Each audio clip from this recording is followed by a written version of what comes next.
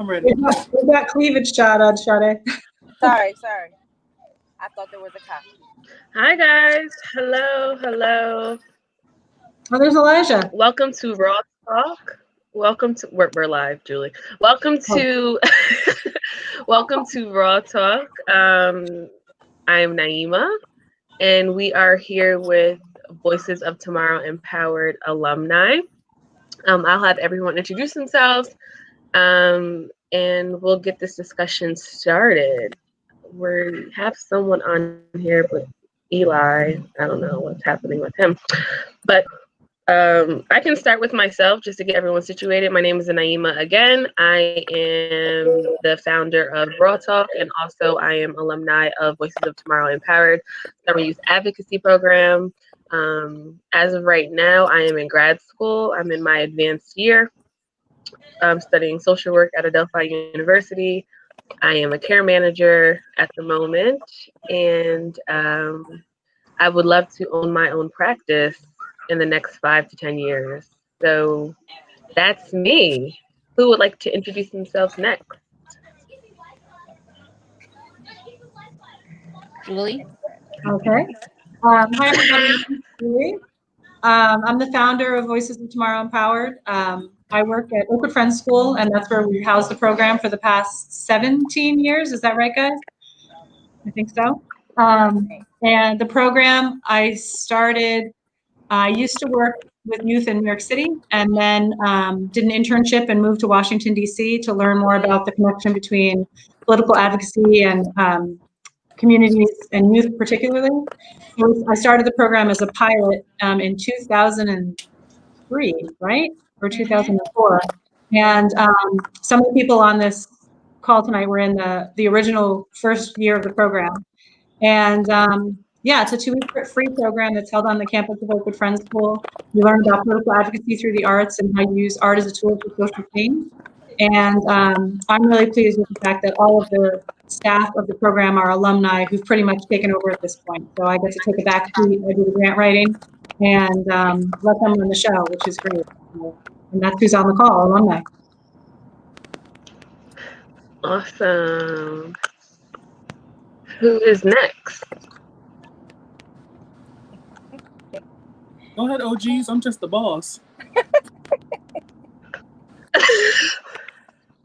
Hi, my name is Kriskin. I am an alumni of Voices of Tomorrow Empowered. I was a part of the first group, the pilot program, for Julie's Summer Youth Advocacy Program that we renamed VOTE. I am currently working as a DSP. I have a cosmetology license, and I dibble dabble in hair, nails, makeup, the shebang. I love working with young people in the community. I have a passion for art, so I love teaching them how to use their art to express themselves and to be able to showcase their talents, as well as using the art as a tool to express how they feel on social issues and the change they want to see. Excellent. Thank you.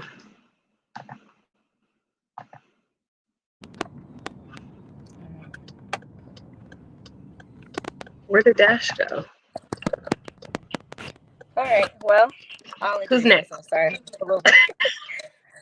Hi, everyone. My name is Sade Shiraz. I am one of the original participants of Voices of Tomorrow Empowered when Julie first started the program.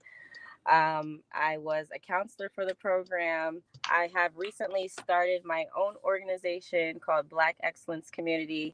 I'm a flight attendant. I'm a child care provider in Dutchess County, and I am a mother of 2 boys. So I'm excited to be here. I was always excited to talk about exciting topics and things that affect us. And you're doing a great job, Naima. Thank you.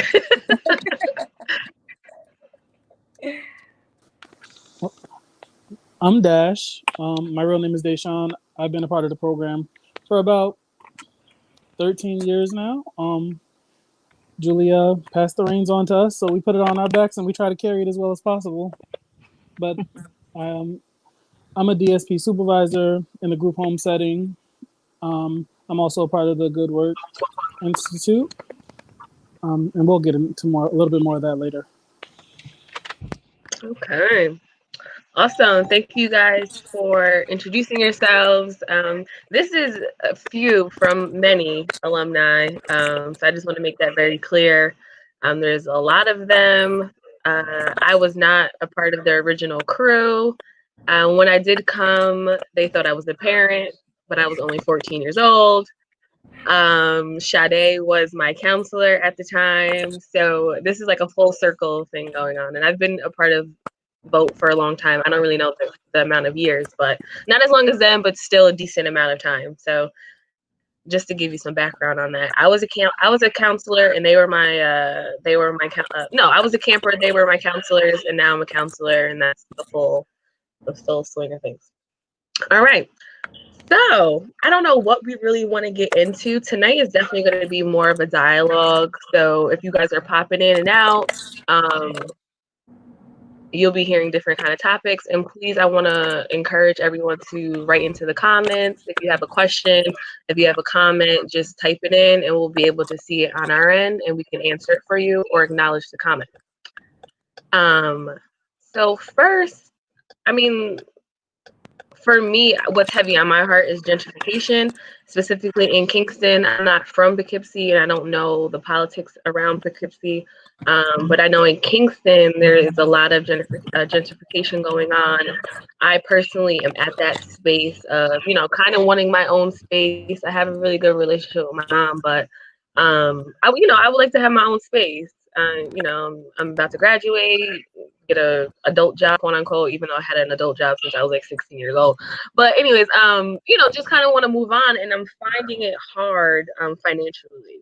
So I don't know if anyone wants to jump in on how they feel about gentrification, and I kind of want to know what it looks like in Poughkeepsie. Are any of you following what it looks like in Poughkeepsie, or if it's happening in Poughkeepsie? Definitely happening. I feel like what's happening in Poughkeepsie with just all the new developments and everything that's happening, I feel like it's probably been planned years ago and it's just now starting to manifest. But what's happening, and part of the reasons why we got into like buying properties and trying to create affordable apartments and living situations for other people is because I have family members, a lot of family members that's on housing assistance, and there's nothing wrong with it at all, especially because there's a huge need for it. But the condition of the places that you can get on housing assistance was pretty horrible conditions. And if you're not on housing assistance, just trying to find affordable housing on just a typical salary, just a typical minimum wage is pretty impossible. So, and with the gentrification, the prices are rising, taxes are rising. It sort of kind of pushes people who, even if they made decent amount, minimum wage or just a little bit below minimum wage, or people who have low income needing to find housing, it's just sort of kind of pushing them out of a space or pushing them out of a market that they could once afford. So in certain ways, like I know Poughkeepsie needs a lot of upgrades. I know we need we need money brought in, and certain businesses can bring that in, but in the manner that you do so and push people out of their homes or create situations where they can't afford to live in the places where they lived for years, I don't agree with. Yeah, everything. Oh, go ahead. Go ahead. I was saying I totally agree with Sade. It definitely is happening. I work literally 7 days a week, and I think I make a pretty decent amount of money, but it is extremely hard to find affordable housing. I'm not someone who is on housing assistance. I don't have Section 8. I don't qualify for any assistance through social services with, me and my children. And it is extremely hard to find housing that is affordable. But not only that, for the demographics of the city of Poughkeepsie, it is hard to find apartments large enough for the family sizes. So you can find a 1 or 2 bedroom or even a studio very easily. I'm not saying that it's going to be per se affordable, but there's a great market of studios, 1 bedrooms, and even some 2 bedrooms. But once you go into having 3 bedrooms, 4 bedrooms, you're looking into houses now at this point, and there's not many houses that are being rented. There's not many apartments that are more than 2 bedrooms. They're just not building it, which does not cater to the family demographic of the city of Poughkeepsie. The reality is that families in Poughkeepsie have more than 2 children, or single parents have more than 2 children, and it forces them to stay within the house. Sorry, it forces them to stay within the housing developments or the housing services that aren't the best. It's not the best environment to raise a family. It's not the best environment as far as what is given to them for them to raise a family. So it is very hard. I now reside in Pleasant Valley, and even where I live, I can afford it. However, would I like something bigger? Of course. Do I have to make do? Of course. But now I'm thinking I have the mindset to try to invest in a property that is going to make sense for my family size. Um, and then when I look at it in, maybe another 5 years, it's like some of my kids will be college age, or, will be out of the house. So it's a rock and a hard place, the way that, the gentrification is taking place, the rate that it's taking place. And I choose to have my kids in a school district that has a certain quality of education and services that can be provided to them, which is kind of another bill to a certain extent.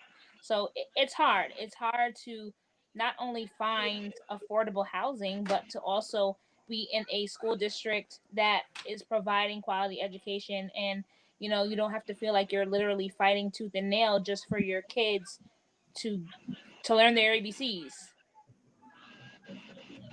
I think Right. one thing. So, I was just going to say one thing I'm really concerned about lately is sort of the mass exodus from the city now that COVID has hit, and people are coming north in droves. And we saw alumni of this program get priced out of Beacon 5 years ago already, and that market's completely saturated. And now it's happening in Poughkeepsie. You're seeing it in Kingston. You're seeing it in Newburgh, and it's like, where are people going to go? Where are families going to turn to? And how is it going to change the culture and just the soul of the cities? If everybody's coming north from Manhattan and Brooklyn, and and I understand, if I were living there, I might want to be coming north from there too. But how is that really going to change things dramatically moving forward? And it's something that city planners and council members and mayors weren't able to plan for, to know that this was going to be happening. I think they were already, facing the reality of gentrification in all of these cities anyway, but this is really going to exacerbate it, and I'm really concerned about that. Yeah. You wanted to say something, Dash? Oh, you're muted. No, you weren't muted. I don't know why we can't hear you. Is it your earphones, or are your earphones all the way in?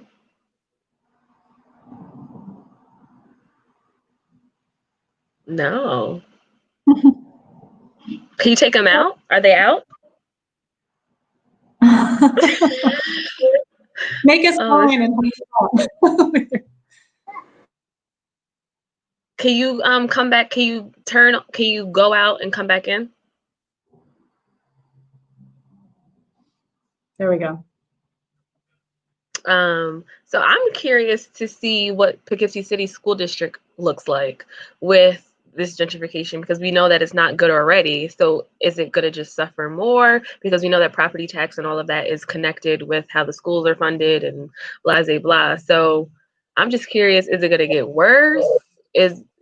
Are we still fighting for equal education? I don't know. That's what I thought about.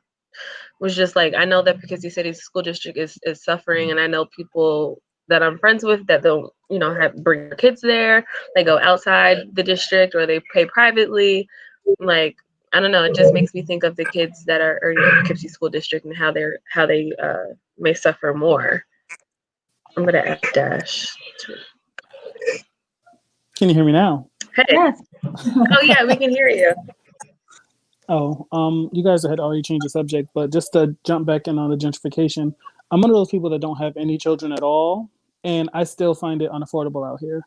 I've looked for apartments from Newburgh to Poughkeepsie to Kingston, and I don't see anything reasonable for even a single person or in a reasonable neighborhood per se.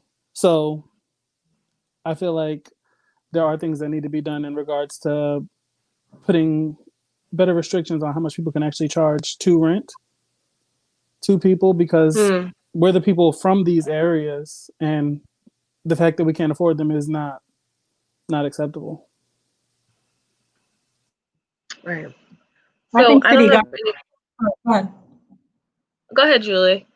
I was just going to say, I think city government needs to do more to protect affordable housing. I know in the city of Poughkeepsie, there's certain areas, there's the underwear factory, there's, the artist housing across the street from Caneen Hackett.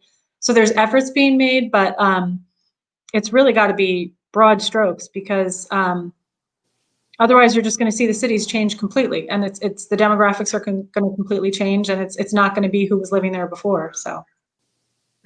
Go ahead, Dash. And I feel like the qualifications for these quote unquote artist places, it's a bit ridiculous, because we can give the artists discounts because they do a certain kind of work, but then you have people who work with people all the time, and there's no help for them. It's just like, well, you go out there as a CNA and you bust your behind 80 plus hours a week helping out people's parents and things like that, and it's just like there's no middle ground. It's like, Yeah. you got to be an artist to get a discount, and it's like, to me, everything is art. It is an art taking care of people. Caring for somebody is an art. Not everybody can do it. I can't draw. I probably could hit a nice little note or give you a really nice poem, but taking care of people and dealing with elderly people, even people with developmental disabilities, that is an art in itself. And hey, that makes me an artist, so I need a discount on my apartment. Yeah, that makes me think about like the weird space, not even weird space, but this unique space that people are in. Like, so we have young professionals, young Black professionals that these cities want to keep, right? It's almost like, kind of like tokenism. Like, we don't go to the city, right? Don't go down south. Don't go to Charlotte. Don't go to these diverse places or places that have people of color working professionally. But it's like, but we can't afford rent here.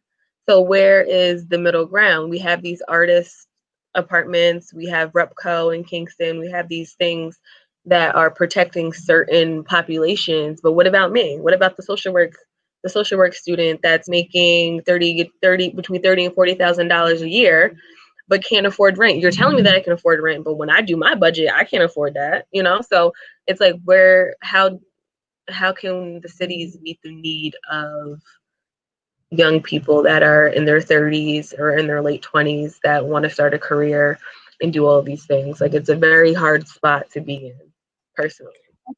I think too. Sorry. No, go ahead. Right now with COVID, so many people in the service industry are getting so much more attention than they used to, but people aren't putting their money where their mouth is in terms of actually helping those people out. Like the people who are working front lines in the grocery stores, people who are working in the restaurants, nurses, teachers, social workers.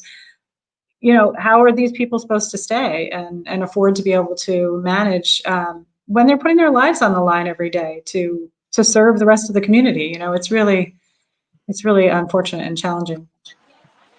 So let's talk about the essential worker, and let's talk about how housing is essential. It's essential for all of us, and sometimes I'll kind of piggyback off of what Dash said. These qualifications and these requirements are a little bit ridiculous for anyone to have, to get assistance. Like, okay, you have to have kids, or if you're single, you can't make this amount of money. But the reality is there's some special circumstances at times that it's like Deshaun said. Deshaun, he said he's a DSP supervisor. he's single, he has no kids, but it is still hard to find reasonable housing that is affordable in a decent neighborhood. And it's like, like I said, housing is essential. So how is it that something that is essential is so hard to come by? Like, what is it that can be done to kind of redo the way it's set up? I've always said that the way the system is set up is not set up for people to succeed and get off of the system. I have lived in public housing in the past, and I looked at it as a stepping stone. And if I didn't lose sight of it just being a stepping stone, I would have gotten comfortable being there.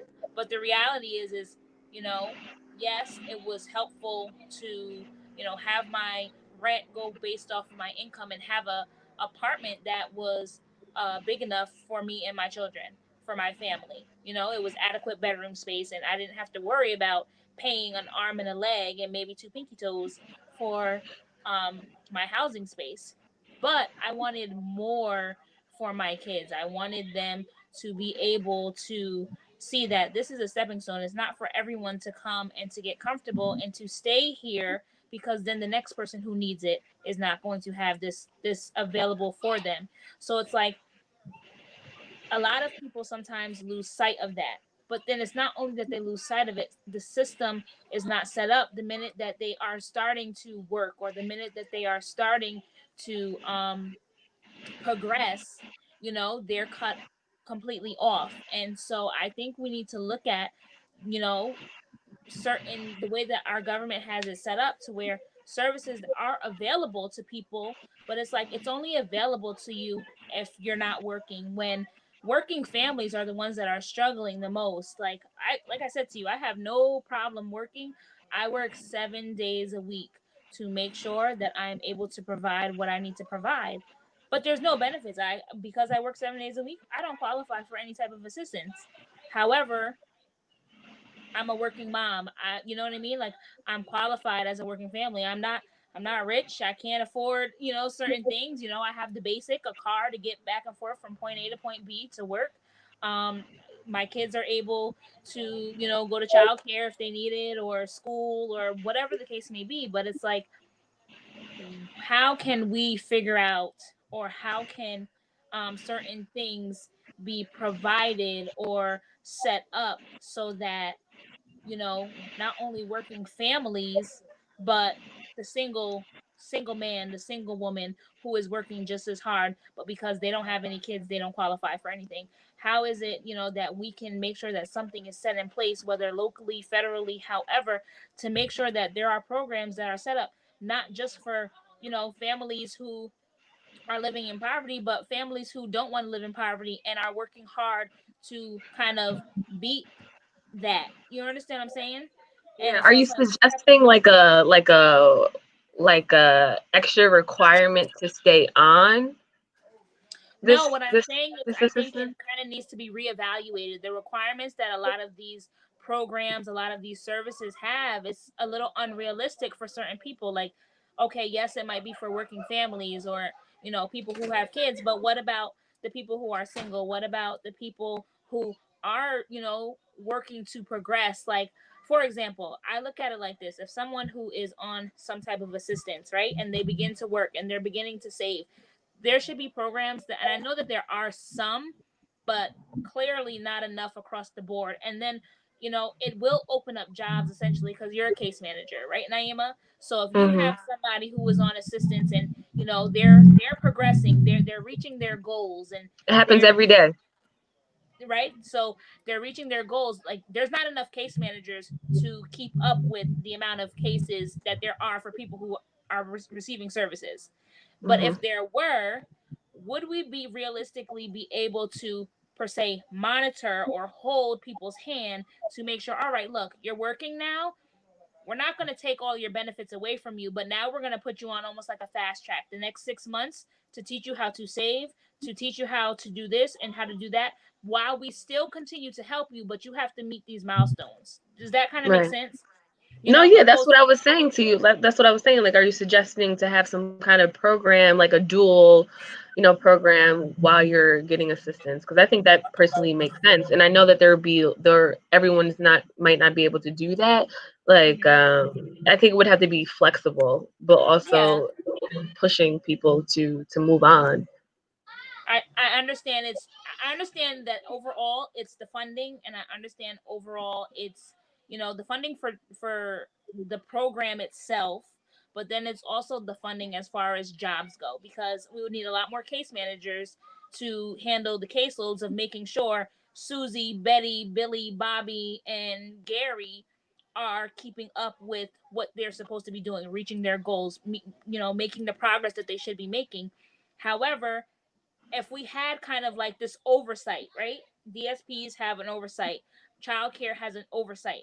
If we had an oversight that was saying, okay, they're getting these benefits, but let's see if we can, as they get these benefits, can teach them certain skills and certain tools so that they can eventually come off of these benefits, so that the next person can receive some benefits, or that they're able to successfully stand on their own 2 feet. Now, granted, that doesn't help the situation of affordable housing, but it helps to kind of move along, almost like to start a track so you can move along. You take a train from here to Grand Central, there's a whole bunch of stops, but to me it's just like we're just riding a train back and forth, never getting off, never getting on, in the sense of people who are receiving assistance, and the people who need to get on assistance is like, okay, well, this is a full train, so I'm not really getting anywhere because no one is getting on and no one is getting off. So it's like, maybe if we had some type of oversight or some type of requirement or clause or something that could be, or a program itself that could be developed to help ensure that it's not just for one set of people, if that makes sense. Right. No, yeah, I completely hear you. Anyone have anything to add to that? So, like, when I think about it awkwardly, and this is like in the most probably the worst wording I could find for it, the affordable housing system runs parallel with the prison system. It's just like you keep going, and then when you finally do get off, something puts you in a situation where you're right back on. And I agree with Kristen 100%. Like, there needs to be something put in place where it's going to help you build rather than knock you right back to where you are. Because as as easy as a lot of people make it seem to get a decent job, save a certain amount of money to become a wealthier person or break their generational curses, it's very tough, and we all experience setbacks left and right. And I always tell people, I may be a little more well off than some, but I'm very humble because my struggles come in different places. Mm-hmm. So like it's sad because it's something that we can't seem to shake, and the system is not helping us. It's just pacifying us. Right. One of the reasons I started this program in the first place is I worked at a community center in the Lower East Side for years and saw generations of the same family coming for help at a community center. And I felt like something's got to change on the policy level if things are really going to change facing poverty in the United States, and equal access to jobs and housing and home, addressing all these different issues, education. And one thing that I love about having the alumni take over the program is having them in leadership roles and teaching from their own experience. But what I would love to take it to the next level is, and I encourage people this all the time, is we need to change the face of our local government as well, and beyond, not just local, state and federal. And we need to have more people from communities, like the communities that vote are in, running for office themselves and changing and helping to write these policies from their own lived experiences, and saying, like, this isn't sustainable. What we have right now is not supporting our communities, and it's not helping us get to the places that we want to get to. So that's always my plug, is to get folks like the people on this call to think about running for office someday. And it's not for everybody. I mean, it's kind of a rough, thankless job being in office. But at the same time, I think it's important. And if you're not in office, then getting involved in, local school board, or making sure that you're going to the meetings. Like, we bring the kids to these meetings when they were talking about the YMCA building, and what do we see now? They're actually going to do something about it, and they're going to, level the ground at the YMCA and put a youth center in. So that's great. But the whole point of the program is Voices of Tomorrow Empowered, getting your voices out there, and getting us to change the face of local, state, federal government, and the people who are making decisions. Like, the people making decisions should be the people on this call. Yeah, I agree. Definitely being a part of the community and having a voice is really important. And I want to speak to that a little bit. I don't want to change the whole conversation, but personally for me, and I'm talking about Kingston right now. So I would like go to school board meetings and things of that sort, and I felt so isolated. Like, I felt one, being because Kingston's not as diverse as Poughkeepsie, so that was it. I felt like I didn't really belong. So I can imagine feeling not awkward but out of place if I was to run for something or to get heavily involved into politics. And I know that I can't be the only person. So I think creating a welcoming atmosphere, or maybe it's not even that, maybe it has something to do with me and individuals just being bold enough.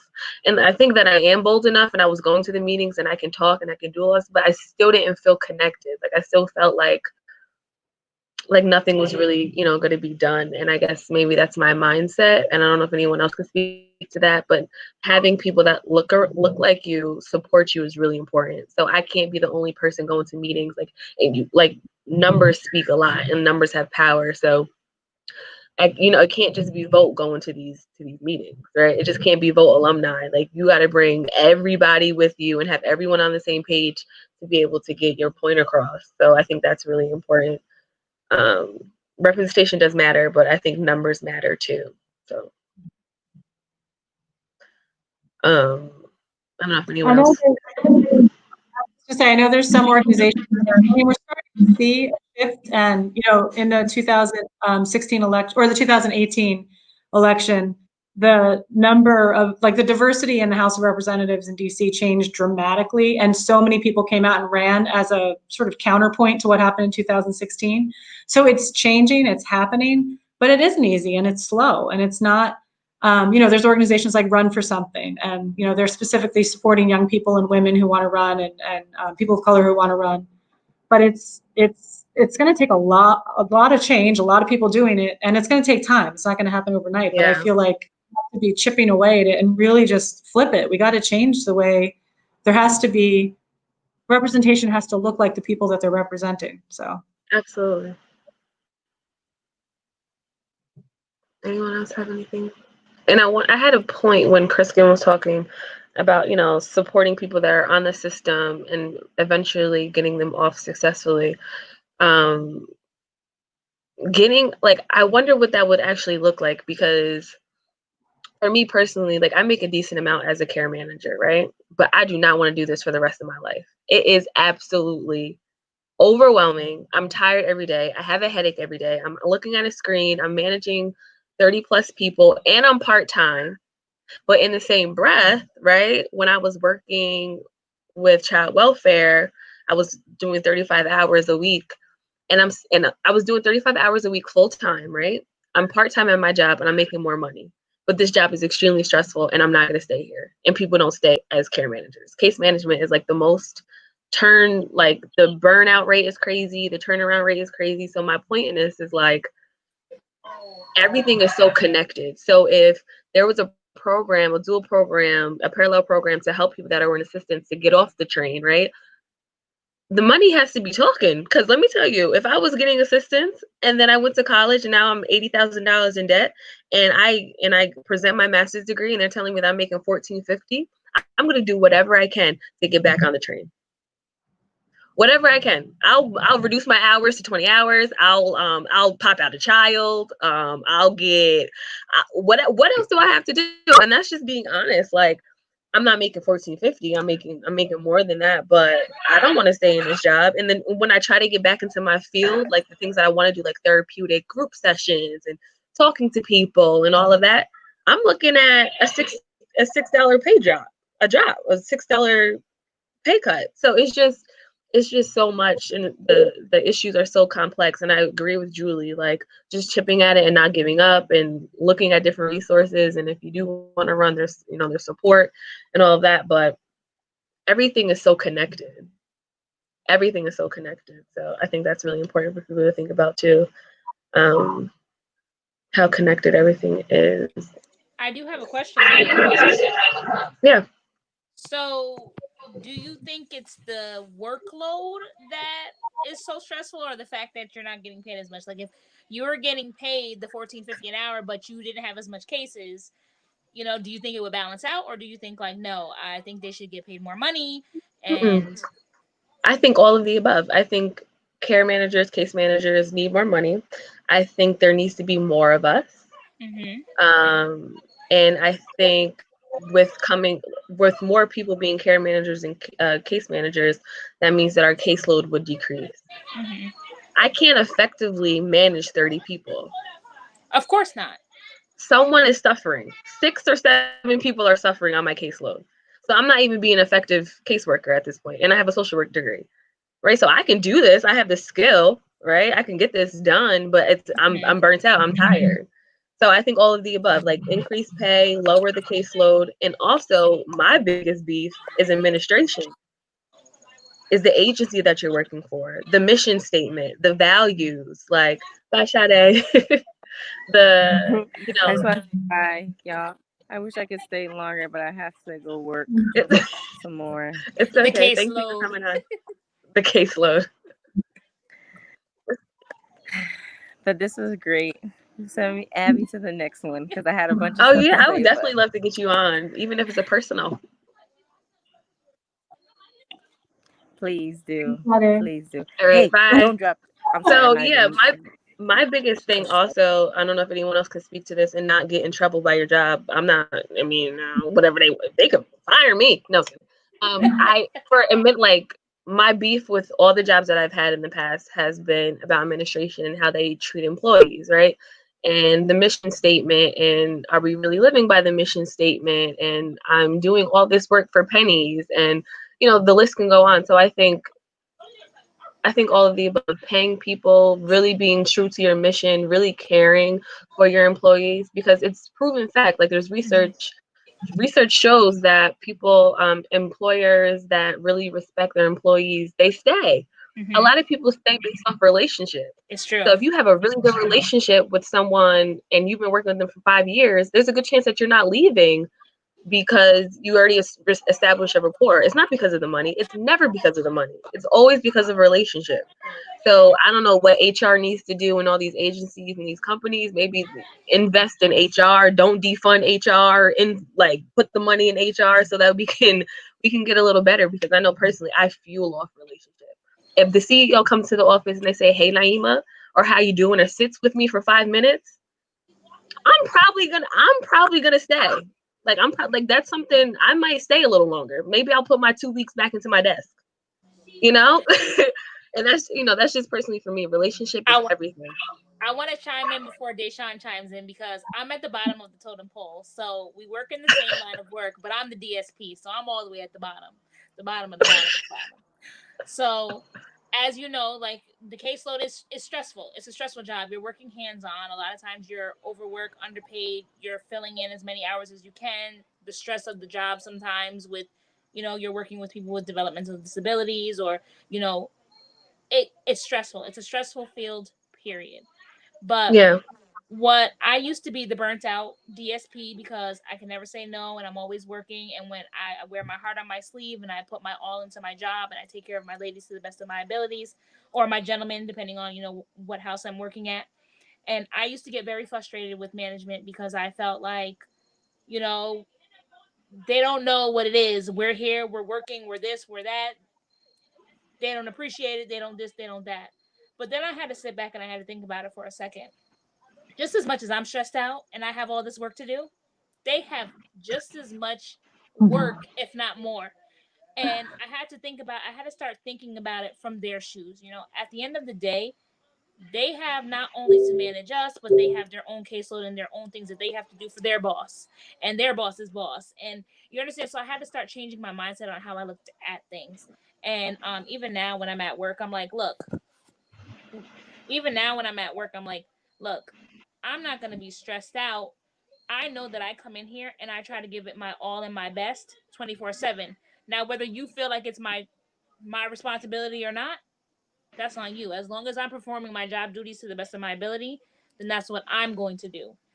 So I had to change, first of all, my outlook on it, because I know that me doing my job and trying to make sure that I'm crossing all my T's and dotting all my I's is just going to help my manager, and not only help my manager, but then kind of build a rapport. Like you said, relationships are everything.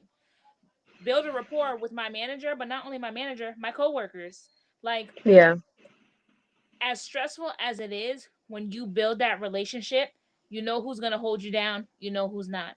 You know that even though it doesn't seem like your manager is holding you down, when it stuff hits the fan, you know that your manager will say, well, you know what, I see how she works, I know what she does, I know that, you know what, I'm gonna take one for the team for this one, you know what I mean? Yeah. And I started to see that once I changed my outlook on my job, and feeling like, oh, you know what, we're in here, we working for pennies. Because I literally, you can ask Deshaun because he knows, would work 80 to 100 hours a week in one job and still have to come home and have a family and you know do hair on the side, and I was like over it.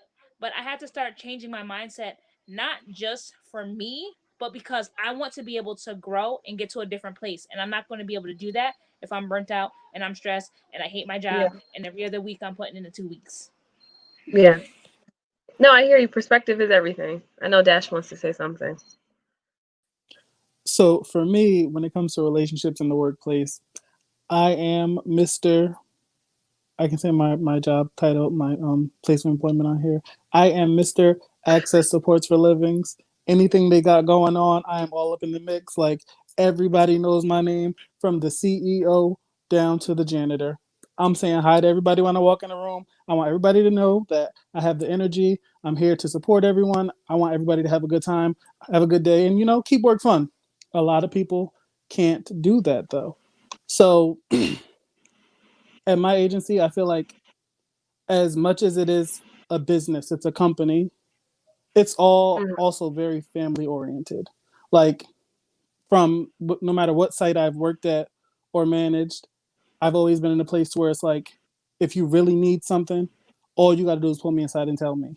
Do I get annoyed by time off requests and stuff like that at the last minute? Yes, but if I know it's an emergency or I see your work ethic, it's just like, I can step in at no time, dust off these office fingers, throw me on some gloves. I could change one diaper.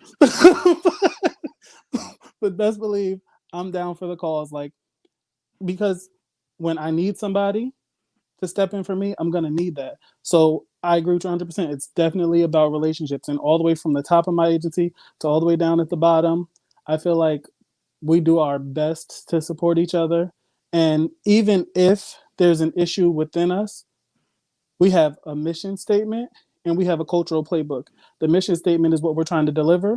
And what we realize is what we're trying to deliver isn't Mhm. always transferred over into what the staff are needing too. So our cultural playbook is what makes them, excuse me, those two things go together. It helps us not It's only really support our important. individuals, but support our staff. Like, we have all kinds of resources because we're Field. in a burnout. Hmm. This, yeah, it's a burnout field. So it's all kinds of resources. We can call this place to get this kind of counseling if we're having a tough time, tough days. We have apps and stuff that the agency provides to us, just to give us a chance to breathe and relax a little bit. And if you have a good relationship, if you need some Right. time off, I'm always going to Right. say yes. I think that's a great Even segment though I don't want to. into Black Lives Matter, just in regards to relationship, right? So I wanted to talk about Black Lives Matter, in the sense of what it means to us, but also the reason why I said it was a great segment is because relationship, right? Black Lives Matter, and this whole relationship of police brutality, the police in your community. What kind of relationship does the Black community have with the police? What kind of relationship does supportive housing have with the Black community? So what what does Black Lives Matter mean to you guys? And you can take this on whatever comes to your, when you hear Black Lives Matter, I'm what's ready. the first couple things that come to your head? So when I hear Black Lives Matter, I don't hear Black Lives Matter. I hear Black Lives Matter too. Because the problem with everyone else's relationship with Black Lives Matter is it's just Black Lives Matter. But they don't realize the context of it is Black Lives Matter too. Too. Right. It's not everyone else's. We're not downplaying anyone else's lives, saying anyone else's lives matter any less. We're saying we matter too. And that's, I mean, to tie it into my workplace, when everything was going on a couple of months ago, I sat on Facebook all day scrolling on my phone, just refreshing, waiting for my job to like put out their statement. I want to see what they're going to say or how they're going to respond to this. Like, this was very important to me. I was very passionate about it, and I would have had no problem sending an email if it wasn't addressed. And that Monday morning, like the first thing, it was like the first Facebook tweet. It was the first Facebook post that went up, and I was just like so happy to work where I worked at. Of course, we have terrible days, but the fact that it was acknowledged, it was addressed, and did they say they stand behind the Black Lives Matter movement? No, but they said enough to make me feel like Black Lives Matter, and that's all that mattered to me. That's huge. I want to come back to that, but I want other people to say something if they have something to say. So I totally, wholeheartedly, 150%, Deshaun, you couldn't have said it any better. Black Lives Matter too. Because so many people are taking offense to the Black Lives Matter and they're saying, well, all lives matter. And that is so true. However, I saw a post one day on Facebook and it was saying, if a house is on fire, the fire truck isn't coming to to wet up every house on the block. It's coming to the house that is on fire. And right now the fire is Black lives. Like, Black lives are being targeted from every which way and angle. So right now they're the house that's on fire that needs to be put out. So it's not that your house doesn't matter, because guess what? If your house is on fire, Julie, the fire truck is coming to your house to hose your house down. If it's my house, it's coming to my house it's not picking and choosing, but for that point in time, for the safety and security of, so it doesn't spread, it's coming to that one house. If that is not extinguished, then it is going to spread and is going to tear down the whole neighborhood and the community. So yes, it is Black Lives Matter too. I don't want people to get, I've seen people get so caught up in the Black Lives Matter, to the point to where they're like enraged and they're so mad when people say all lives matter, or they say police, blue lives matter for the police, or they say this and they say that. But it's like, at the end of the day, everybody's life does matter.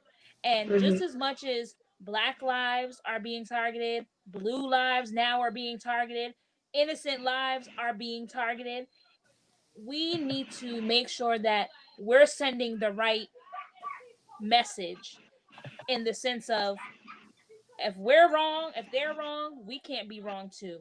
We have to stand for what is right and make sure that what we do lines up with what we expect. We can't expect something when we're not holding ourselves to that same expectation. And I've always tried to teach my children. I have a son, I have 4 daughters, that at the end of the day, yes, you guys have brown skin. But let me tell you something. When you treat people with respect, it puts you in a different category. When you carry yourself a certain way, it puts you in a different category, whether good or bad. So always be mindful of what you portray. Always be mindful of what you expect and the standard that you hold not only yourself to, but others to. Because at the end of the day, your life matters, and so does the little boy sitting next to you, and the little girl sitting next to you, or the adult sitting next to you, or whoever's riding the bus, or whoever's driving the car. So everybody's life matters. But we need to make sure that we're not putting ourselves in predicaments to where we're targeted, as well as we need to make sure that people aren't just targeting us because of the color of our skin. You understand what I'm saying? So Right, I love the absolutely. fact that you said Black Lives Matter too, because you don't see that trending, you don't see it tweeting, you don't see none of that. But the reality is that is the message that we are trying to get across. But because that one word is left out, people are taking offense because that one word is left out. People are now enraged, and it has caused an uproar. But we shouldn't have to say it is another issue for me. We shouldn't have to say two. Because to take it back to the houses being on fire, Kristen, if your house is on fire, Naima, if your house is on fire, Julie, if your house is on fire, I'm not going to complain about them not putting water on my house. I'm going to come to whichever one of your houses is on fire and hold your hand. Ask, do you need something? You know what, Deshaun? We can even go further and say, if your house is on fire, Naima, Julie, and myself are Naima, Julie, and myself probably would pick up the phone and make sure that the fire truck, that the station knows, hey, do you know this? The house down the street is on fire? Did you send a truck? We're Exactly. not going to wait to see if a truck is coming. We're going to pick up the phone and we're going to haul. And I think it's basic principles and basic morals like that that we forget sometimes when we get caught up in the emotionalism of things. Yeah. I was just going to say, as a mom, and you can see one of my little guys right here, I think my job, and obviously as a white woman, my husband's Mexican, so my kids are biracial.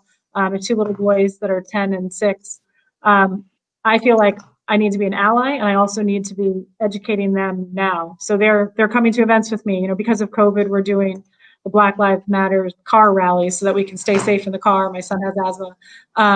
But we're starting, it has to start young, because if we're going to be able to get past this and acknowledge the ridiculous history of this country and how this all started, he needs to know, his brother needs to know. We need to start young and educating from the very beginning.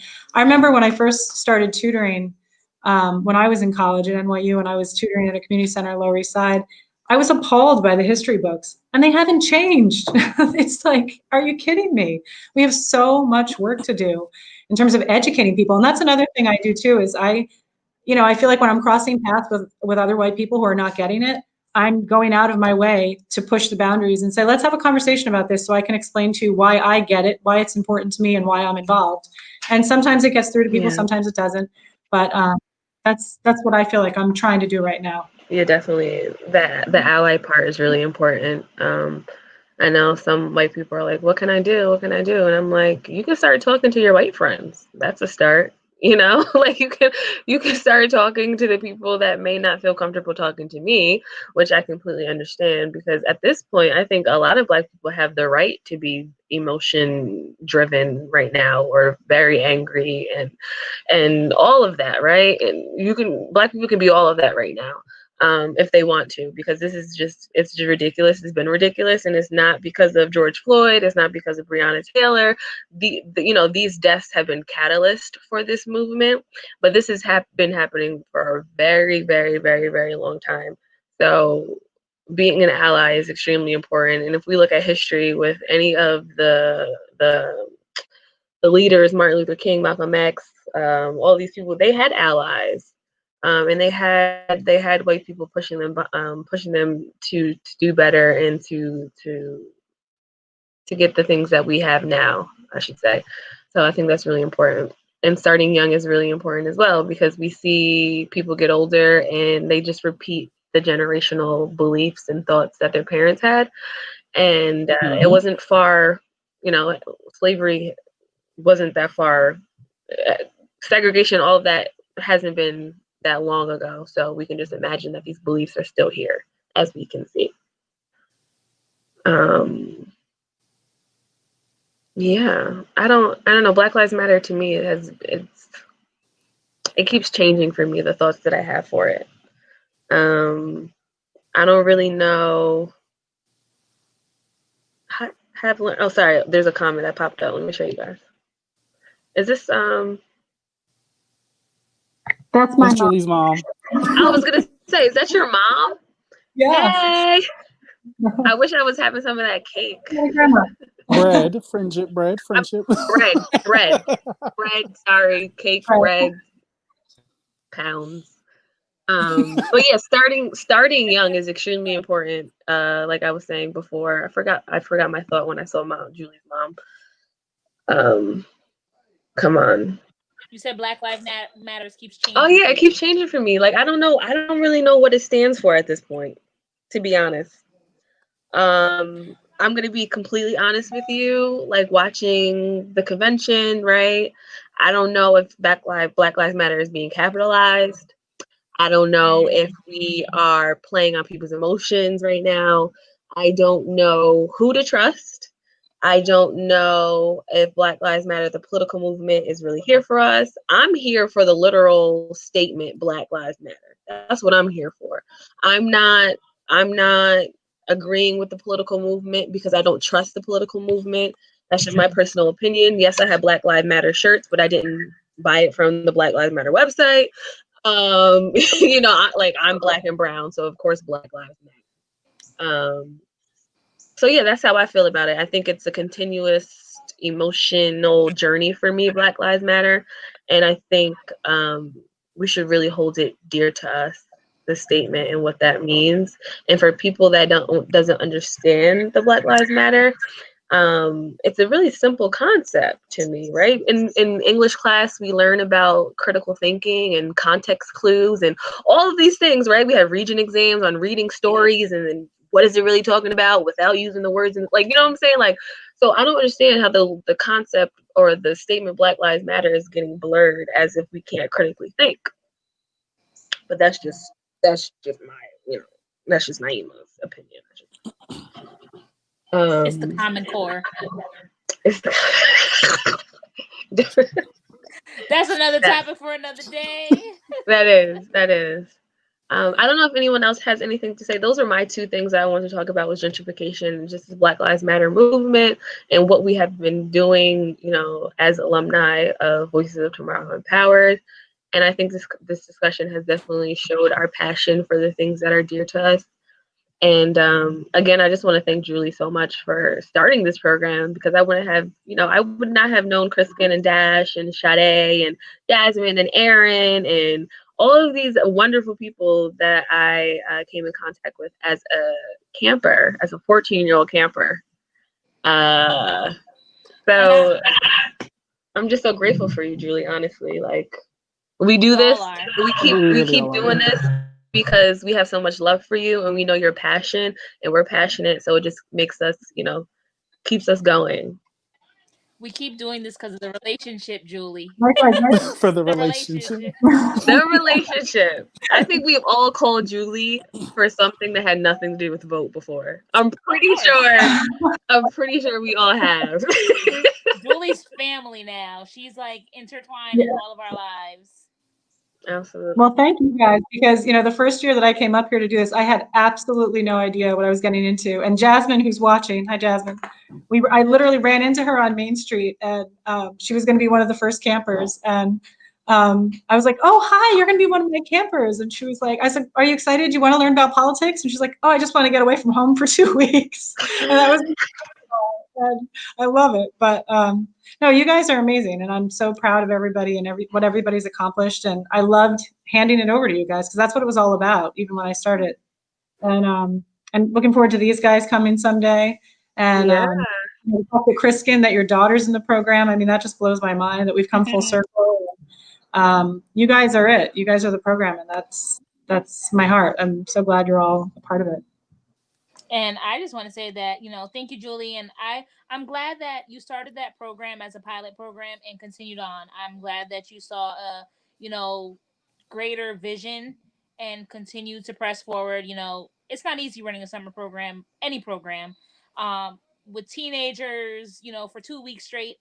You do an amazing job and you have molded us. We're great because you're great. And I wanted to say that I'm really, really super excited, and everyone who's watching, look out for our puzzle mural that the campers are doing, from home, our distance mural.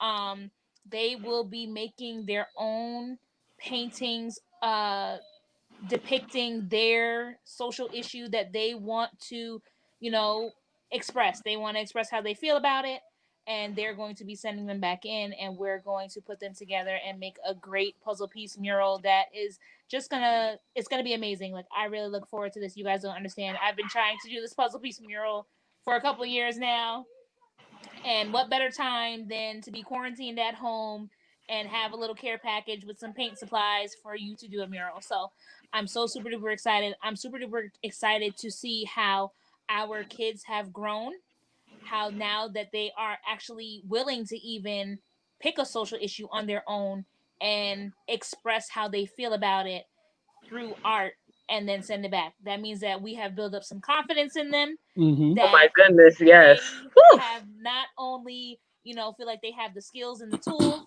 but, they feel good about expressing it. Because a lot of times, we're fearful. We're fearful. Even us as adults, we're fearful sometimes to give our point of view because of what people may think or, what people may say. And I'm super duper excited that they love us, they love the program, and they're not afraid to say that they're a part of it and continue to be a part of it. And I'm so super duper excited for this puzzle piece mural. I can't wait.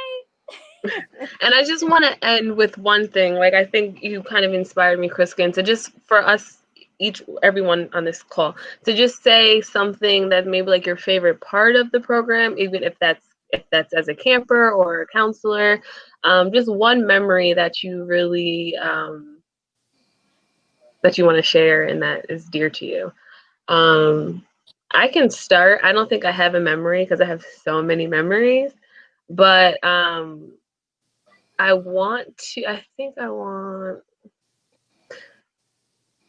my favorite memory was creating a spoken word piece, and we did it a couple of years ago. I don't really remember. I'm not really good at details. Like, I think it's something wrong with We'll me. say But 4. 4 years ago, Yeah, let's go with 4. possibly. Was it the I was one a at Mural counselor. Square? No, this was in the library, and there was like a lot of us, and 7. it was. You remember? It was a really good year. I think this was like the first year that me and Dash like put this together, like for real, for real. It might have not been, I don't know. But I just remember us like us lining up, and it was staff and participants that were in the poetry group, and their pieces were just so powerful. And I remember working in the library every morning with them. And in the beginning, like me and Dash was like, bruh, like they're not doing nothing. Like they're not like we were so upset. We were like, are they serious? Like, and it just took time. And I think it's a reflection of what's going on in the world today and just our daily lives, right? Everything takes time and everything takes a journey. But specifically that year, they came up with some really powerful pieces. I felt like after this project, after the poetry project, like I learned so much about them because some of them had 3-4 poems and they couldn't decide which one they wanted to perform, but each one of them had a different story. And it was some deep stuff. Kids are deep, and they have stories, these personal heavy stories. And I just wanted to share that like poetry is really powerful, and being able to pull things out of kids, you'll be extremely surprised. And I'm glad me and Dash decided to do that. So that was one of my favorite memories. I don't know if anyone else has anything to say.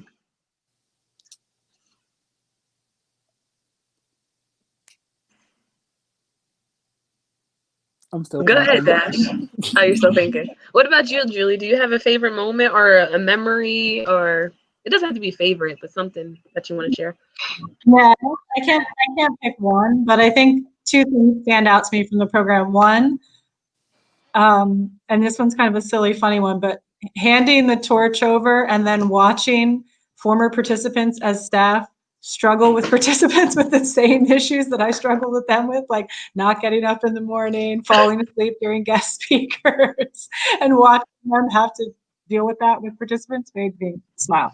But no, I think on a more serious note, we've all been through a lot together. This has been since 2003, and we've had tragedies in our lives, we've had joys, and we've celebrated that together as a family, and that means so much to me. I've watched you guys grow up. You've watched me have kids and grow as a family, and it's all interconnected. And it's the Vote family is huge, and that's great. And I love the fact that people are on here commenting and are part of it.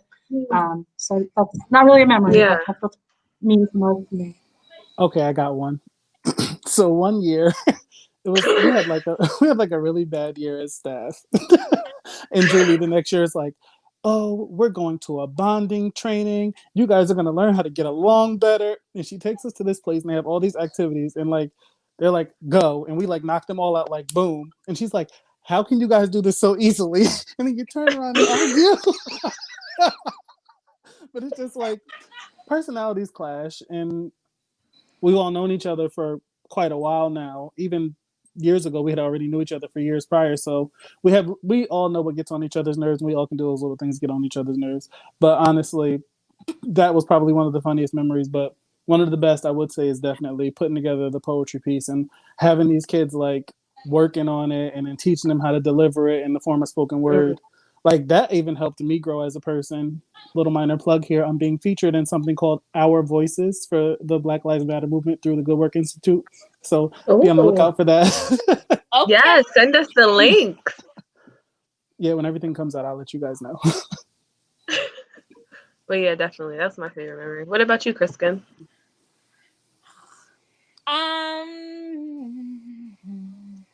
I can't pick one specific memory that I have. I think that I really do enjoy. So Julie's mom put up a comment about Jasmine's skit when Julie was a new nursing mom. I'm laughing, but I'm not. I'm laughing, but I'm not laughing. Those skits, they be jinxing us. But I enjoy, and I really do love the relationship that we build with the kids. Because I really do feel like they look up to us and they stay in touch with us and they talk to us and they really do listen to the advice that we give them. Like sometimes you never even realize like the jewel that you dropped to them that they caught. You know what I mean? Sometimes we think that it goes in one ear and out the other, but they listen to it and they caught it. They put it in their pocket for later on down the line, and it kind of surprises you when you're like, wow, I really made an impact. That didn't miss them. But what I will say, one of my favorite last days was at Mural Square. I was completely blown away by the spoken word pieces. I always end up doing the art projects because I can't draw. Everybody says they can't draw, they can't draw. I can't draw. So I'm always stuck doing the art projects, and I've desired for a couple years to do spoken word, but I haven't. Like it just never works out that way.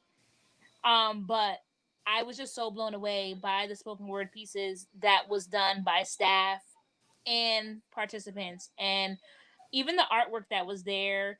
I was shocked when Emmanuel's mom purchased. That was the year Emmanuel's mom purchased my gentrification picture that I literally sketched while we were having the counselors cookout. I didn't know what it was going to be. I didn't have anything in mind when I was doing it. I literally was just sketching by the grill. So that was kind of awesome to me. And I sit here and I look at these pictures on our vote page. Check out our vote page on Facebook. We do have one, Voices of Tomorrow Empowered. Follow us. Yes, like and I share. look at our page and I see the pictures that we have up from years and years with Chuck and the pool and the kids and the spoken word and the artwork. And over the years, it just gets better and better and better. And it just is it's great because it's what we've created. It's what we have kind of produced. And I was having a conversation today with somebody because Mercedes turns 15 tomorrow.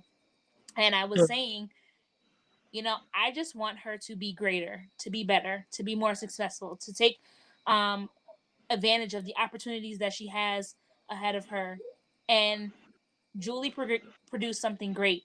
We're producing something greater for the next round of participants who take over to produce something even more greater. You understand what I'm saying? And I just really look at this program as something that will continue on, and that Julie, it may not be us who runs for office. It might be the next generation, but it's gonna come, and I do believe that it will continue to go full circle until it reaches the top of the top of the top.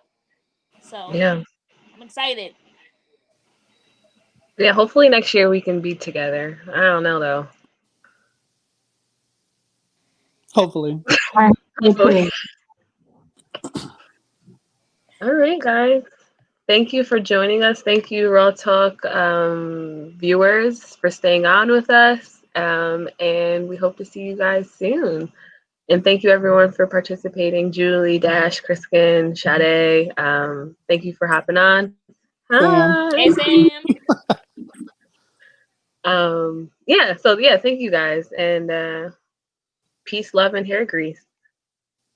Thanks so much, Naima. And This shea was great. butter. And shea butter. And Masula butters, yes. I'm gonna end the